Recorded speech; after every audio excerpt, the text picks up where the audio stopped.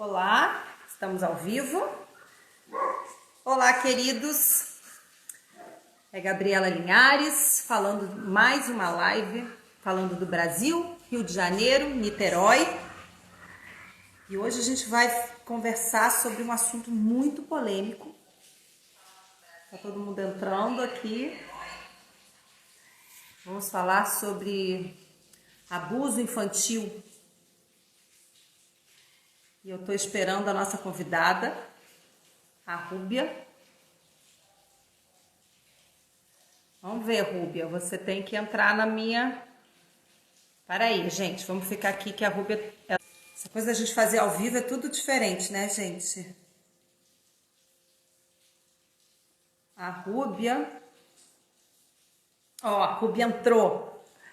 Vamos falar com a Rúbia. Aqui. Onde está? Vou convidar a Rúbia para entrar.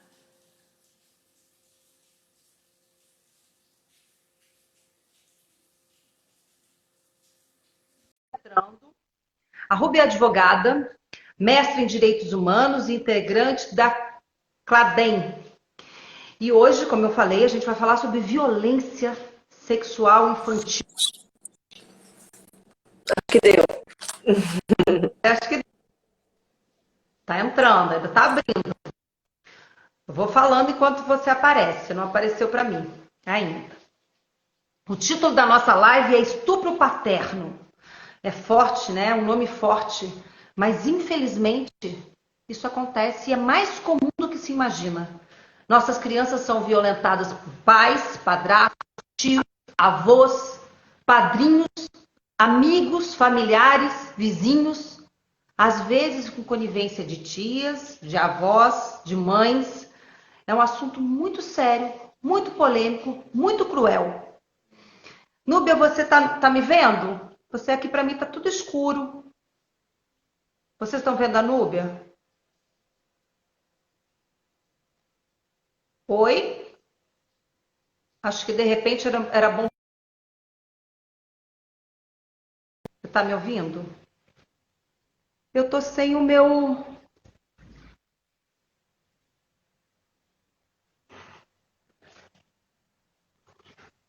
Não tá ouvindo. Vocês estão me ouvindo? A Paloma tá dizendo... A Paola... Oi, Paola. Ainda não aparece, só eu. Então tá. Então, eu acho que ela saiu. Vamos entrar de novo. Vamos ver aqui. Gente, a gente tá vivendo uma coisa essa semana muito forte, né? Aquela menina de 10 anos que foi estuprada, engravidou e tá vivendo aqui. Vamos ver. Vamos agora convidar. Acho que tá lá em cima, Bernardo. Que eu não tava aí, não sei onde foi parar.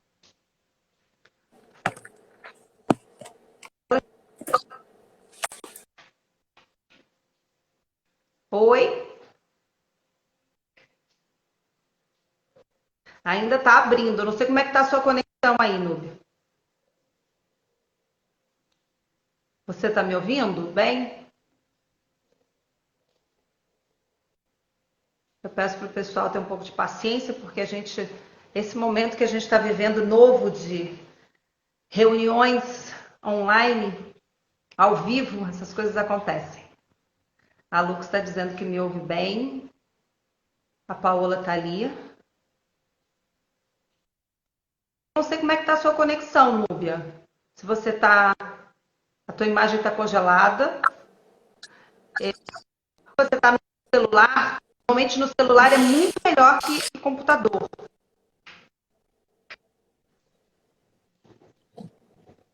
Como é que você está? Não... De repente você entra pelo celular, tudo congelado.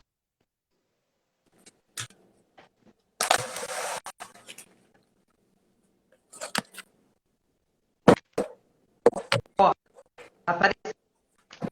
Não, piorou.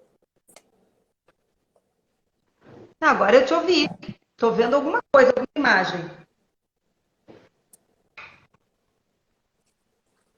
Ah, Por favor, gente. Acho que agora tem oi? que dobrar. Mais ou menos. Agora Agora tá indo. tá indo, vamos ver. Tá meio que Agora, lento, falhando. agora entrou. Tudo bem? É um prazer falar com você. Tá me Para ouvindo mim bem? tá falhando, eu não te escuto. Como é que tá a sua conexão? Você tá pelo celular? Oi, vamos ver se eu te escuto agora, porque para mim ficou travado, eu não te ouvi. Agora está melhorando. Tá. Você tá Gabriela, no celular ou no computador? no celular, no celular. Ah, tá. No celular é melhor. Uhum. Então, E aí eu até a gente. afastei esse um pouco para ver se dava certo. E agora você tá me ouvindo? Eu sei, Gabriela, se tem relação que tá vindo um tempo Ué, que piora a conexão, que é sempre boa. o Rudá tá aqui falando que de repente usar o 4G do teu celular.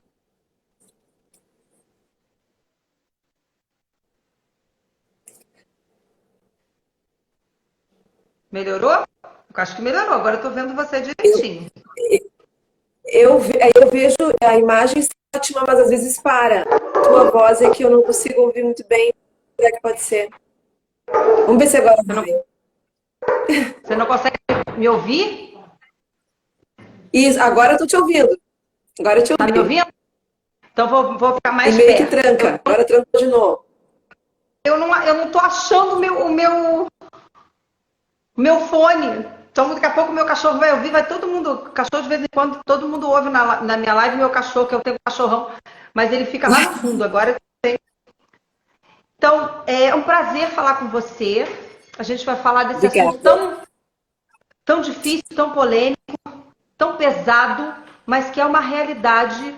E eu acho que o Brasil, essa semana, parou por causa daquela menina Uhum, que viveu uma agressão atrás da outra, uma menina de 10 anos, que uhum. é estuprada desde os 6 anos, 6 foi anos. engravidada, dito tio, não é tio, e depois ela sofreu uma série de agressões pela sociedade, que é uma coisa absurda, absurda.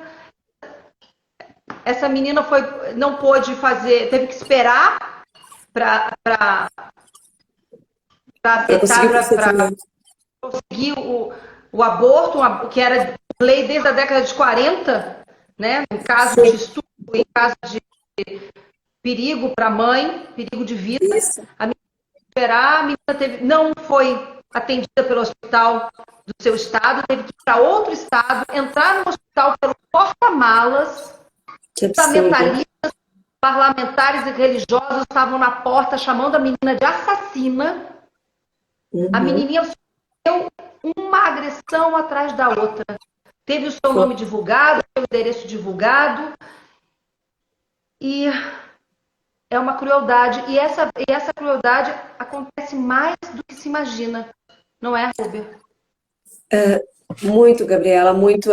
Esse é um caso que teve notícia e que aí os evangélicos fizeram aquele escândalo todo, quiseram ter um ganho político, não sei onde que pode ter um ganho nisso, né? De chamar uma menina de 10 anos de assassina, uma menina com uma série de violências, né? Com uma vulnerabilidade extrema, e ainda engravida do agressor. Então, tudo que ela passou, várias passam no Brasil. Só que a gente verifica, por exemplo, eu estava até aqui anotando uns dados, né?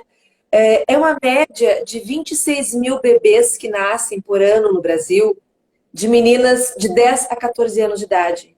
As mães têm de 10 a 14 anos e são 20, uma média de 26 mil bebês por ano, sendo que as que realmente conseguem realizar aborto legal, o número é muito, é de 10%, é em torno de 10% do número efetivamente, né? De meninas que nessa idade, pela nossa legislação, né? São meninas que são consideradas violadas porque o consentimento não é válido e porque que consentimento é esse quando é o próprio pai, que burla toda uma relação de afeto, que é a referência dessa criança. Ou os avós, muitas vezes o padrasto, o tio, né? E são homens, sim, em sua imensa maioria. Né? Oscila o número de mulheres abusadoras em pesquisas de 1% a 2%, um pouco mais. Né? Então, mais de 90% com certeza são homens sempre que abusam. Já as vítimas, em sua maioria, são as meninas, mas tem muito menino, ainda quando criança, que é violentado. Para gente ter uma ideia do tamanho dessa brutalidade, tem recém-nascidos que são violentados sexualmente. Eu estou realizando uma pesquisa pelo CLADEM junto com a UFPA, e a gente verifica, assim, no ano de 2013 foram 71 bebês que foram violentados sexualmente. De 0 a 3 anos, são milhares, milhares. Né? E depois de 4 a 8 anos, mais milhares e milhares, que eu até posso dizer que eu tenho os números, eles são chocantes. Isso, assim, que ontem, num debate, a Joelza Pires, que é uma médica, pediatra, psiquiatra, que ela trabalha nessa temática, né? E a gente tem dados assim que são, como é que eu posso dizer, não se agrega no Brasil todo o número que tem junto às secretarias de segurança pública. Então, os dados que a gente conseguiu mais seguros são dos 180, que são esses que realmente viram denúncia, porque tu liga e depois é encaminhamento, né, ocorre para que tenha um inquérito, um encaminhamento todo policial. E aí esse número que eu queria te falar aqui. Tem dados que 90% dos casos não são denunciados. Mas assim, né? outro dado que o Cláudio traz também, teve 650 mil bebês na última década. Tá me ouvindo? Tô. Tá conseguindo ouvir ou tá cortando? Eu tô chocada. Não, é de chocar mesmo, assim, acho que é um pouco a ideia. O CLADEM quis realizar essa campanha, a campanha nós já temos, eu até quero te mostrar aqui.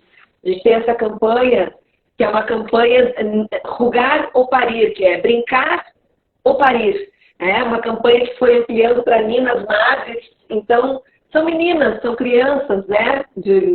Muitas vezes crianças, porque tem 10, 11 anos, como essa menina ainda criança, nem adolescente, que se tornam mães. Então, a gente tem trabalhado com esse problema há muito tempo. O CLADEM tem se dedicado a essa campanha e também trabalhado com diplomados, que são como uma pós-graduação, digamos assim, quase uma especialização, um pouco menos, que a gente trabalha com médicos, com juízes, com advogados de toda a América Latina, porque né, online, virtual, assim, já era, né, antes mesmo de acontecer toda essa pandemia horrível nas nossas vidas, né, a gente já fazia esse diplomado buscando o quê? Que médicos como esses não se neguem a realizar o aborto legal na menina. Primeiro porque é legal, essa menina não cometeu nenhum crime, em nenhum momento quem cometeu crime foi o estuprador, né? Então, ela tinha direito a esse aborto e os médicos, a princípio, não têm a papelada toda para te dizer, mas o que eu sei é que o regramento é que o SUS, né, tem que dispor de médicos que realizem um procedimento que legalmente é permitido e que acontece, né, em torno de 1.500, 2.000 casos com meninas por ano no Brasil. Mas se meninas tivessem conhecimento que em caso de estupro é possível realizar o aborto, e no caso dessa menina ainda tinha a questão etária, cada dia mais era um risco maior de vida para ela. Então, ela tinha risco de vida sim, pela questão da compressão física, né, 10 anos, e ainda é decorrente de estupro também, que já é presumido pela questão etária. Não havia nenhuma razão para todo esse escândalo, e é uma hipocrisia, né, porque as pessoas são pílula de emergência, fazem uma série de questões, né, enfim, e o estupro em si não foi falado. Por quê? Porque esse é um problema. Tem aquela campanha da cultura do estupro, né? É algo assim que o Brasil se estruturou em cima dessa cultura do estupro. Estuprava índias, estuprava mulheres negras, escravas, né? Então, é algo assim que vem de uma cultura que ela, além de serem mulheres, ainda eram consideradas ainda mais inferiores que as mulheres, porque eram de outra etnia, porque eram mulheres sem conhecimento. Então, isso a gente vê que se propaga. As mulheres que sofrem mais violência sexual são mulheres negras, né? As mulheres que ainda sofrem mais estupro ainda a gente sabe no tempo de antigamente as histórias, né? Das mucamas que serviam de primeira relação para os filhos, né? E os próprios donos da casa também podiam usufruir. Quer dizer, é uma história longa dessa opressão. E eu achei importante outro dia uma fala que disse assim que o nosso marco civilizatório é não poder ter incesto. O marco civilizatório é dizer, não somos animais, né? Nós somos seres humanos, nós temos racionalidade e pai não tem relacionamento com filha, mãe não tem relacionamento com filho. Eu acho que isso é um processo mesmo civilizatório, que a gente não pode abandonar, não pode permitir. O patriarcado não pode se sobrepor a todo um processo civilizatório, democrático. As pessoas têm os mesmos direitos. Pela Constituição Federal,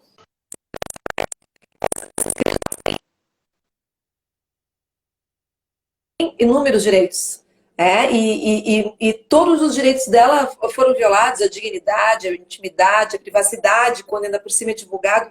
Sabe que, no caso dela, a gente teve que acionar foi acionado o Programa de Proteção a Crianças e Adolescentes Ameaçados de Morte. Porque ela não pode mais voltar para a comunidade que ela morava. A vida dela vai mudar totalmente.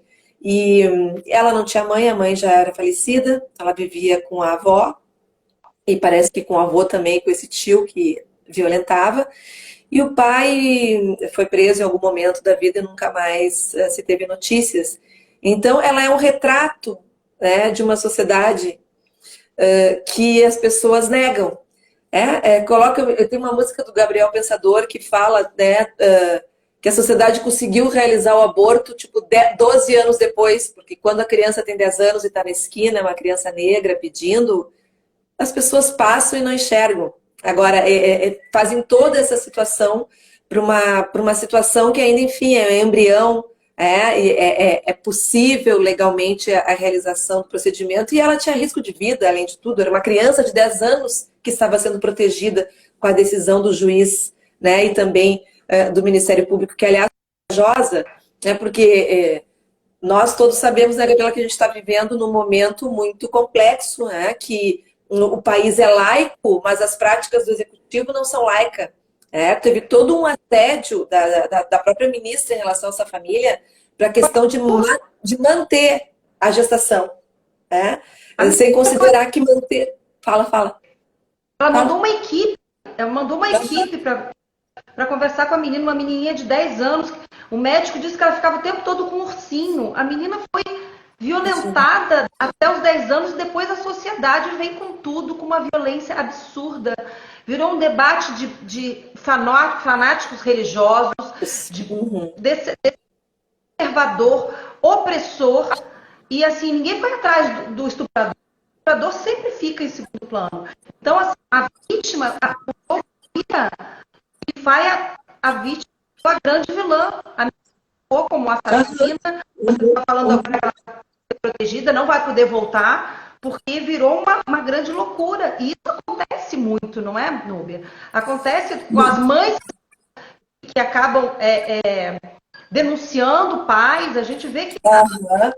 Isso é um problema que a gente vem observando desde que foi aprovada, foi um pouco depois, claro, que foi aprovada a lei da alienação parental, que as mães começaram a acabar perdendo, inclusive, a guarda dos seus filhos, das suas filhas, por denunciarem, e a gente sabe que os crimes sexuais são de difícil comprovação, né? São laudos psicológicos, muitas vezes, que se faz com a criança, são comportamentos que essa criança apresenta.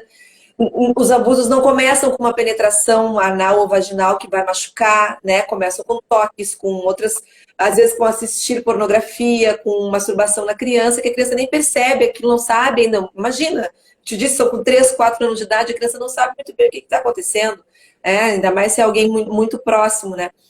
E tem acontecido uma inversão total, porque o Estatuto da Criança coloca que em qualquer caso de suspeita, né, se deve denunciar caso de abuso sexual, de violência, de negligência, o que for com as crianças. As escolas têm que estar atentos, os educadores têm que estar atentos, o pessoal que trabalha na área da saúde também pode estar atento e fazer a denúncia. Qualquer pessoa que perceba. Então, uma mãe que está percebendo que a criança relata, que ela tem desconfiança, óbvio que ela tem que relatar. Mas eu não entendo muito por que, quer dizer, entendo em parte, né? Porque assim, eu parei de advogar um tempo, porque eu estava coordenando a Temis, que é uma organização feminista, depois fui diretora de justiça e tal no governo. Quando eu voltei a advogar, tinha tudo mudado, porque as mulheres conseguiam tranquilamente a guarda dos filhos, conseguiam o afastamento do lar do agressor, porque eram violentos, óbvio, quando havia violência, então estava tudo dentro certinho, porque em geral, quando não há violência, não há litígio, sequer se procura o judiciário, ou então só se regulariza uma situação. Quando há violência, o judiciário tem que estar atento a essa violência, porque não é um caso simples, não é um conflito, né? Não é um conflito, um litígio breve, não. Existe violência ali, existe uma relação de poder e de força. Desculpa. Que acaba gerando muito mais e aí pequena, porque a mãe está denunciando uma violência, né?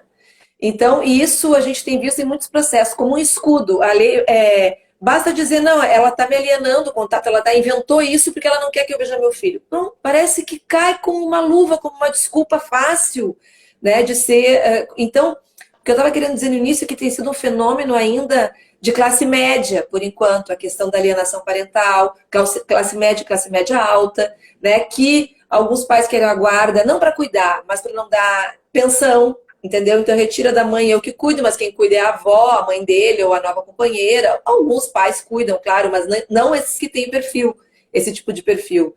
Né? Pais que querem uma guarda compartilhada, tranquila, onde não há violência, onde não há ameaça, não há agressão. As mães, em geral, no que eu trabalho, fica tudo tranquilo. O problema é quando, imagina, mais de uma vez a filha relata situações de abuso. O que essa mãe vai fazer? Vai proteger? E por que tem sido um escudo? Porque muitas vezes a mãe é divertida, chega ao ponto de ter o risco de perder a guarda, então a mãe começa a ponderar, o que eu faço? Como que eu protejo mais a minha filha? Ela tendo a guarda comigo e vendo ele só de vez em quando, no final de semana, né? Então, imagina o drama. Pensar, não, e aí quando tu entrega a filha para um cara que não só o abusador sexual, mas um cara que é negligente, que é violento, que é alcoólatra e dirige, né? Por exemplo. Então tem uma série de questões que eles alegam, a mãe alienou. Bom, mas a mãe não deixou buscar no domingo, que era o meu dia, mas o pai chegou lá bêbado, entendeu? Com bafo, cantando pneu. Como é que uma mãe vai entregar o filho para sair de carro com o pai que está alcoolizado? Né? Então, e aí se utiliza muito dessa lei, mas ela tem problema em várias áreas, tanto que a gente tem uma ação direta de inconstitucionalidade tramitando no Supremo Tribunal Federal. Né? A Associação de Advogadas pela Igualdade, que ingressou justamente trazendo esses pontos.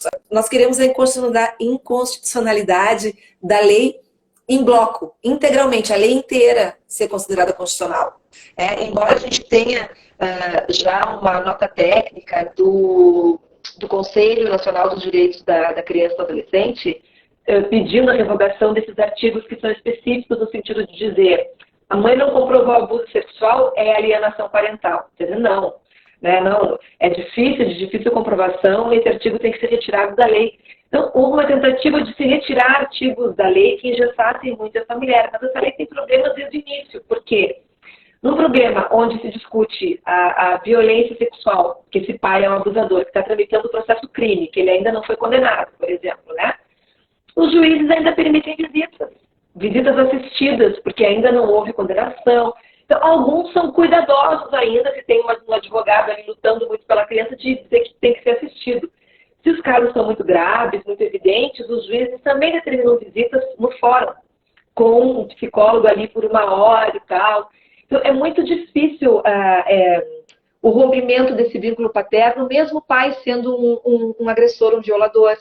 E a gente verifica que eles não perdem o direito, muitas vezes eles estão presos por homicídio, por tráfico, e é permitida a visita dos filhos, né, no presídio com esse pai.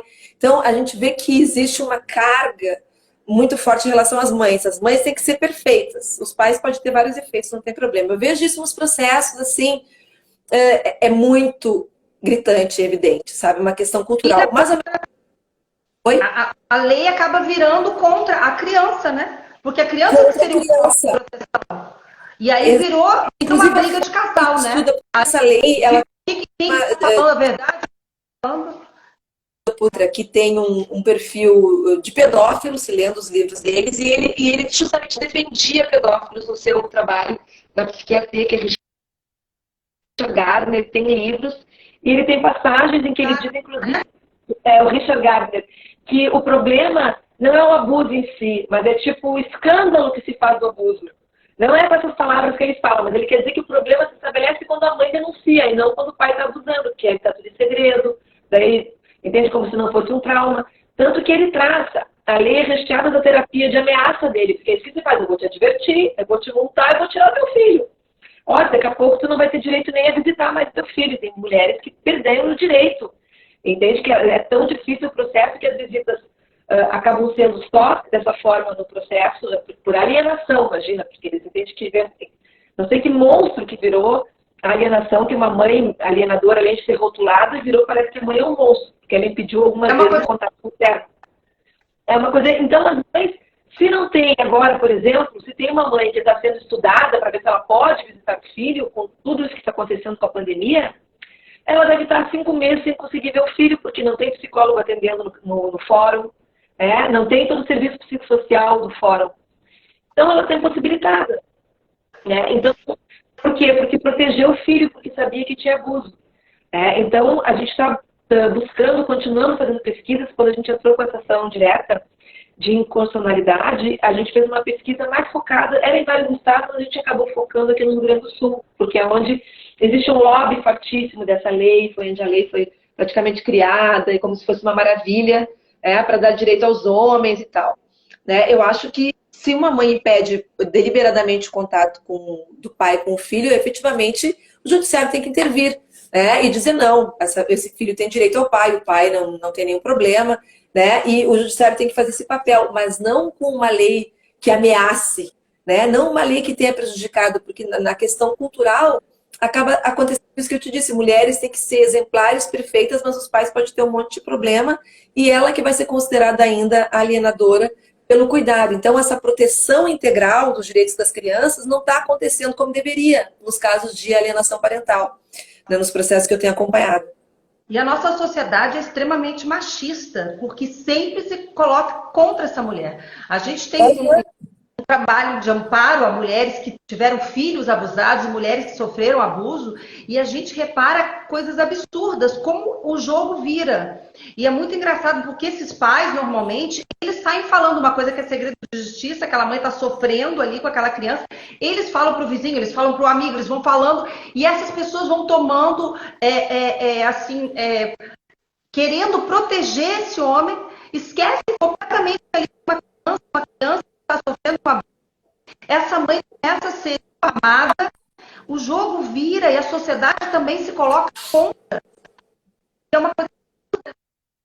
Teve um grande avanço com a Lei Maria da Penha em 2006 e parece que essa lei, que foi baseada em estudos que não são científicos, Gardner, tem até fatos que ele era um pedófilo, trechos dos livros dele que são... Vários países não aceitaram, nosso país, nós ideia, mães estão perdendo para abusadores. E eu soube também que vários pais que têm um problema mesmo, que algumas mães não deixam o pai ter. O caso não é julgado, vai depois o caso que aparece de agressão à mãe ou de agressão ao filho e abuso sexual, são os casos que normalmente os pais acabam revertendo o jogo e a criança que sai extremamente prejudicada. Então, assim, é uma inversão de valores. Eu não consegui nada. Você não está conseguindo ouvir? Mas será que as pessoas estão ouvindo? O pessoal que está nos acompanhando? Aqui eu tenho... Deixa eu ver. O Bernardo colocou aqui que de um lado tem o ECA, com a Maria da Penha, com conquistas, e do outro lado a alienação parental como grande escudo de abusadores. Tem pessoas aqui que estão nos acompanhando. É exatamente isso que The Bear and the Harry disse. É bem isso. Um ursinho. Se nos casos, o judiciário recebe da mesma forma denúncias que são feitas por homens e mulheres em casos de abuso? Assim, é que o judiciário recebe o que vem, em geral, o registro que vem de delegacia de polícia, né? Então, o recebimento, a princípio, é o mesmo, mas, assim, depois que é feito o inquérito, após uma denúncia na delegacia de polícia, o Ministério Público decide se denuncia ou não, se ali ele vê elementos de crime ou não nessa denúncia, né? Nesse registro policial. E aí ele denuncia, e aí o juiz recebe ou não essa denúncia. Então tem esse trâmite, digamos, né? Mas, em geral, um caso que é registrado, onde tem indícios, né, que o delegado ou a delegada coloca que há indícios de violência, abuso sexual, encaminha para o Ministério Público, e o Ministério Público denuncia, e o juiz recebe e começa, então, ali um processo judicial. E, claro, se tem elementos, tem vezes que o Ministério Público não denuncia porque entende que não foi comprovada a autoria, ou não denuncia porque entende que não foi crime. Teve um caso que o Ministério Público não denunciou, e o delegado, antes disso, entendeu que a mãe é que tinha inventado a história fantasiado, e quem respondeu o processo foi a mãe por denunciação caluniosa. Que é um crime é de reclusão, é equiparado com crime de estupro, para a gente ter uma ideia, a pena. Né? Esse de denunciação caluniosa que está na moda agora. Agora os homens descobriram que eles podem fazer isso e têm acionado os órgãos. O que me deixa mais tranquila é que existe uma dificuldade pela grande demanda, tanto em delegacia quanto em Ministério Público, para eles estarem promovendo esse tipo de ação deliberadamente, né? Eles não vão estar promovendo isso, só se for uma coisa evidente, muito, muito evidente, que as pessoas estão utilizando, né, tanto da polícia quanto do Ministério Público para mentiras, né, para fatos que não existem e tal. E isso é muito difícil de comprovar, porque essa mãe, em geral, tem elementos, tem laudo da professora, tem laudo da psicóloga, né? Tem o comportamento que ela apresentou em tal momento, até laudos de médicos que a criança, então, está com diarreia, porque está ansiosa, porque está com medo, né? Uma série de... Então, não dá para dizer que essa mãe fantasiou. Havia sérios elementos. Ela não vai responder por denunciação caluniosa, né? Quando tem todos os elementos de que ela realmente precisava proteger o filho. Então, é uma jogada que estão querendo usar, mas que eu não acredito que vai dar resultado. Eu não posso acreditar, embora o judiciário tenha mudado bastante com a lei da alienação parental nas suas decisões, eu ainda acredito, né, que a gente pode... Tem juízes já, até eu estava vendo agora a doutora Valéria Scaranci, que é uma promotora de justiça também contrária à lei da alienação parental, um perito, Rildo, agora na live, que era inclusive do coletivo, né, coletivo Voz Materna, também falando de vários problemas. Então, a gente cada vez tem mais. E eu me sinto até, assim, precursor, entre aspas, porque muitas mães começaram a me procurar, e eu fiz um artigo que nunca tinha sido escrito dizendo alienação parental, uma nova forma de violência contra as mulheres. E eu ia colocar um ponto de interrogação, mas acabou saindo sem ponto de interrogação, então foi um título afirmativo. E eu escrevi a série de violências que as mulheres iam sofrendo, só pelo fato de tem que ver se não tem problema psiquiátrico, se tem problema psicológico. E aí começa todo mundo a se analisar o tempo inteiro, um litígio, sabe? E é muito complicado. E aí as mães querem proteger as crianças, não querem que elas saibam de todo o problema que tem no judiciário, mas daí o judiciário chama essa criança para um laudo, e dessa criança tem que passar pela psicóloga, e tem que passar por não sei quem. Então, realmente torna a vida muito difícil, porque assim, a criança, aquilo está sufocando ela. Aí, por exemplo, né, o pai se separou, então a mãe está para longe, ele tem mais condições de contar aquilo, ele sente menos medo. Só que depois daquilo, a situação às vezes piora tanto, ou ele acaba ficando com o agressor, que imagina se ele vai repetir essa história. Ele não vai repetir, ele não vai querer mais falar. Até porque, da forma que o sistema está organizado, a criança fala, sei lá, no conselho tutelar, dependendo, ou para a professora, aí depois tem que falar na delegacia de polícia, depois tem que falar de novo no depoimento, se tiver processo na vara de família e quiserem ouvir a criança também e no crime, a criança tem vezes que vai em delegacia de polícia depois, porque aqui em Porto Alegre mesmo tem todo um espaço integrativo para a criança depor e tal, mas é na polícia, é um depoimento de um assunto sensível e difícil para ela, né? E repete. Ela fica revivendo a agressão. E sem falar aqui que a gente tem o CRAI também, né? Que é o Centro de Referência de Atendimento Infanto-Juvenil, que ali também tem uma escuta. Só que essa escuta, ela tem mais valor juridicamente dizendo, digamos, porque o judiciário tem aceito esse laudo que o CRAI faz das crianças, né, como um meio de prova. Para além da prova clínica física, é um laudo que a criança demonstra, né, sintomas e relata fatos para as psicólogas e tal. E tem uma parceria do Ministério Público e do Poder Judiciário para que diminua a impunidade. A tentativa é de que se reduza a impunidade com outros meios de prova, né, em relação ao agressor. Inclusive aqui em Porto Alegre tem um juizado específico, uma vara de crimes de estupro de vulnerável, específica para atender esses casos de crianças. Tem casos também. Falam que a mãe que ensaiou a criança, a avó ensaiou a criança, uma avó nos procurou. Então isso assim, ó, isso é uma coisa muito absurda, essa coisa de fantasia, que a criança fantasia, que mandam a criança mentir. Se isso realmente acontecesse, a criança ia se perder na mentira. A criança, entendeu? A psicóloga ia perceber. E a doutora Anne Ancarelli é uma que diz, ela sempre fala que uma criança não tem como, ela não tem como inventar algo que ela não experienciou. Mesmo que digam para ela, ela não consegue reproduzir da forma como as crianças reproduzem. Porque as crianças dizem, né, coisas que a gente percebe que efetivamente sofreu a violência, né, sofreu o abuso.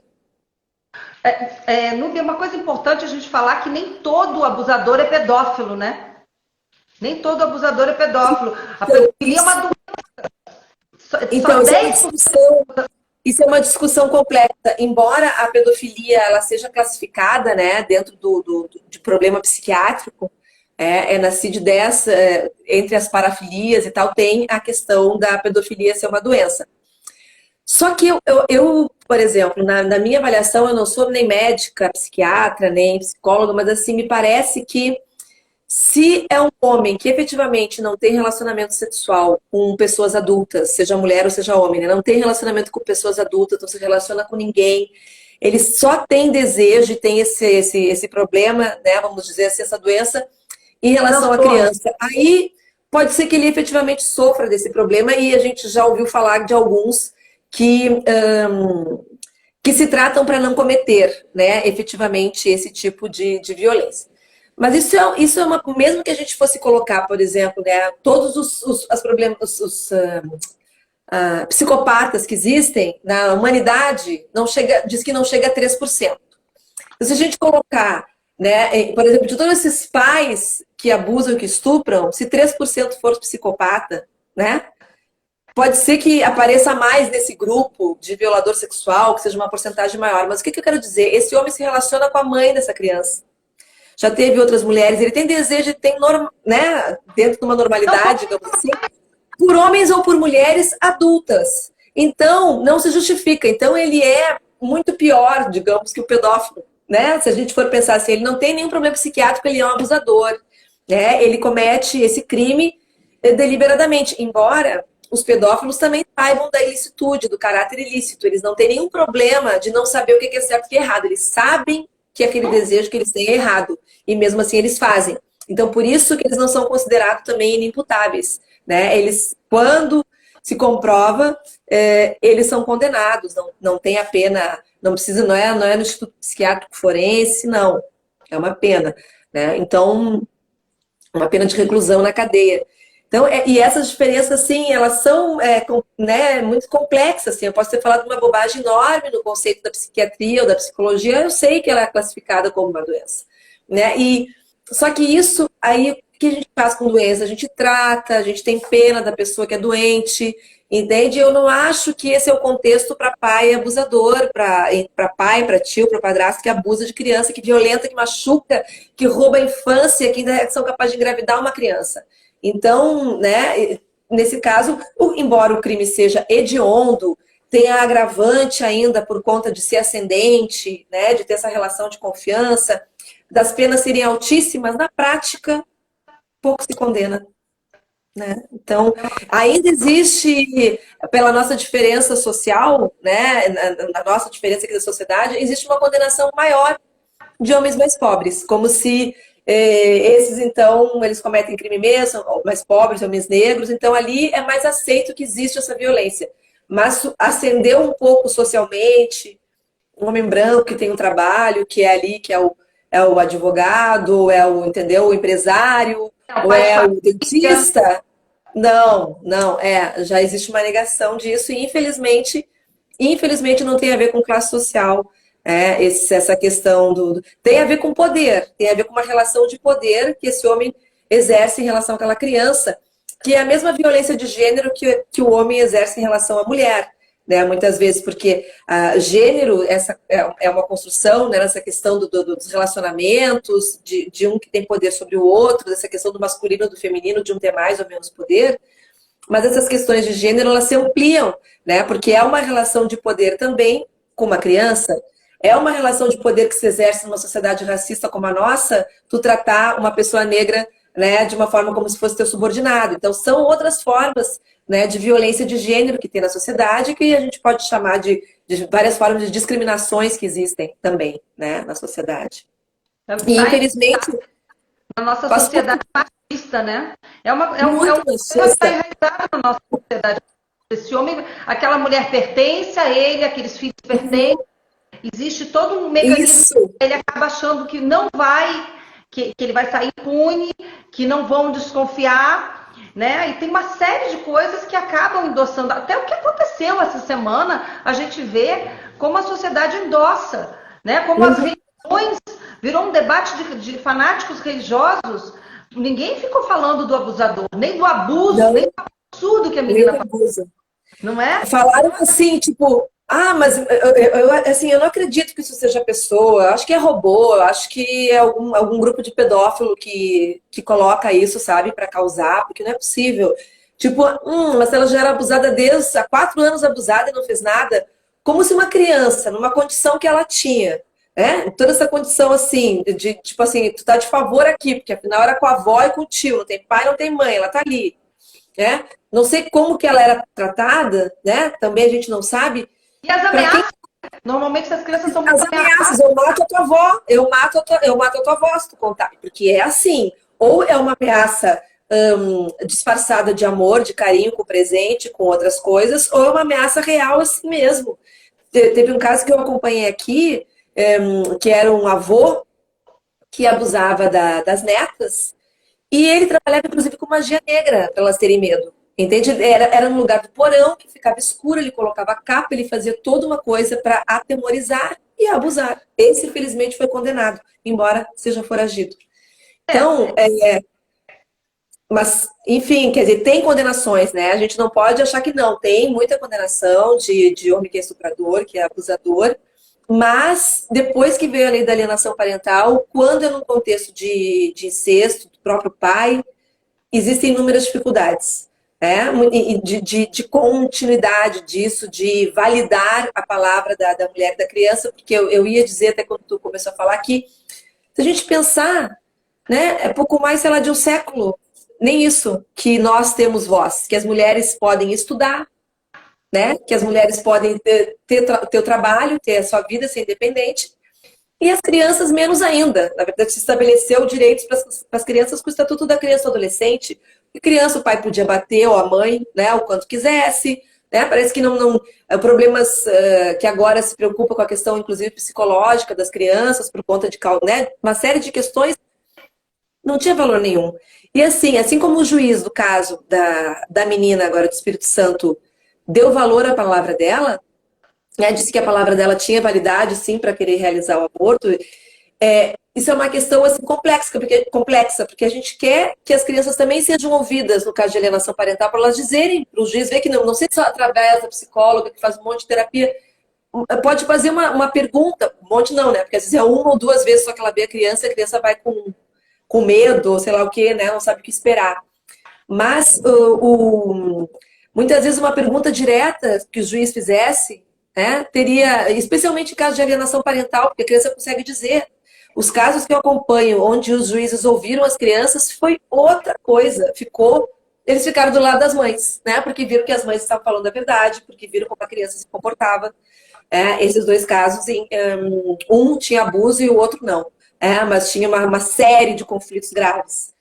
Então, quando a criança é ouvida, é importante ela ter voz, né? Mas, ao mesmo tempo, tem que ver todo o contexto que tem por trás disso, né? Quando que essa criança conseguiu se sentir segura para falar? Nunca.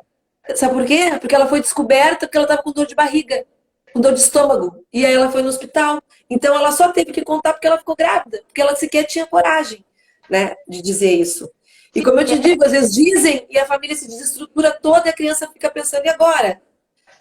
O meu pai me abusava, mas ele não me machucava e agora eu não tenho pai. Agora eles se odeiam. Será que eles me odeiam? Né? Eu acabei com tudo. Então é muito duro para uma criança tudo que ela precisa enfrentar. Se muitas mulheres que são abusadas, elas não, às vezes não conseguem denunciar, não conseguem falar, imagina uma criança. Então, porque a mulher também não é acreditada, né? A mulher também é mentirosa, é vingativa, ela quis, depois se arrependeu, né? Tem todos esses mitos aí que a gente sabe que acontece. Pois é, segundo o Fórum Brasileiro de Segurança Pública, dados de 2018, 35 mil crianças foram abusadas. 4 crianças são abusadas por hora.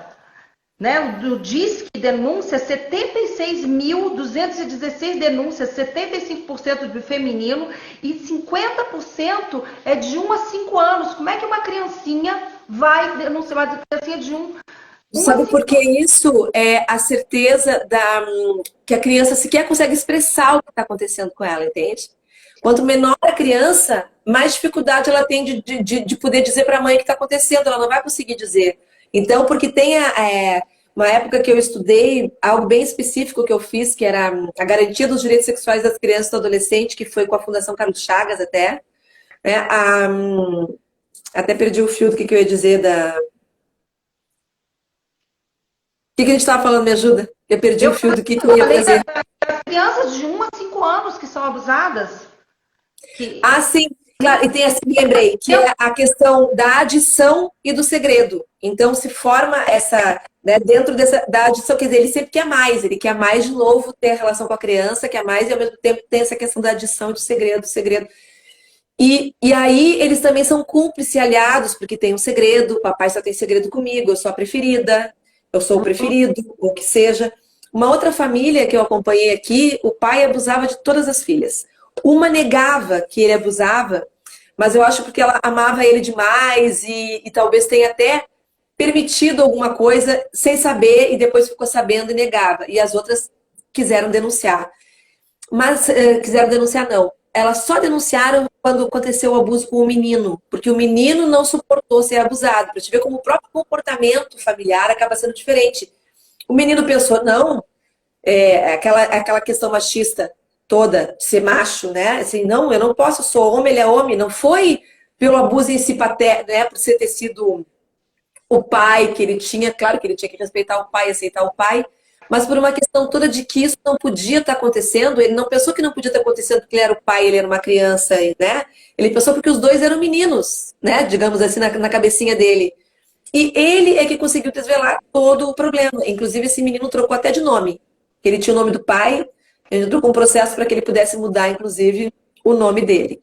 E essa família se libertou dele e ele foi condenado. Mas é muito difícil. Ele sempre era uma família pobre. Né? E ele não existia a lei da alienação parental na época, porque senão não sei se ele não utilizaria. Essa não era uma família, era uma família classe média. Essa era uma família pobre. Essa era uma família pobre. Esses casos acontecem em todas as classes, é uma coisa que a gente precisa deixar muito claro, né? Que acontece Exato. em todas as classes, 70% dos casos acontecem em casa, quase nunca o abusador deixa marcas.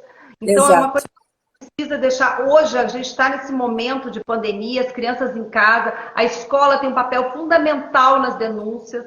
Então, assim, muitos casos devem estar acontecendo e as crianças estão completamente à mercê de abusadores, assim como mulheres com agressores. Então, a gente está vivendo num momento de muita apreensão nesse sentido. E programas, 2018, 2019, os programas que tinham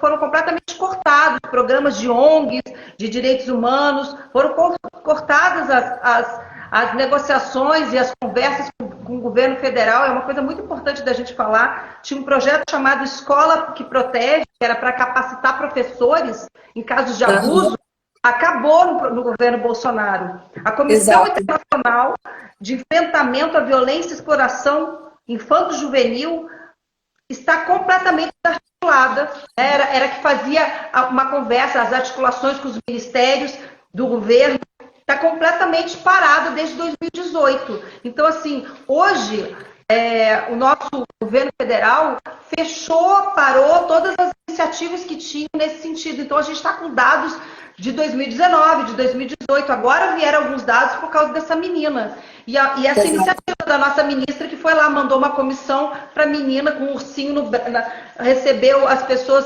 segurando um ursinho, que era para ela não cometer o abuso. Você estava falando do caso que você acompanhou, eu me lembrei de um caso que eu acompanhei aqui, de uma família, que a moça tinha 3 filhas, as 2 estavam sendo abusadas há muito tempo, ela não conseguiu.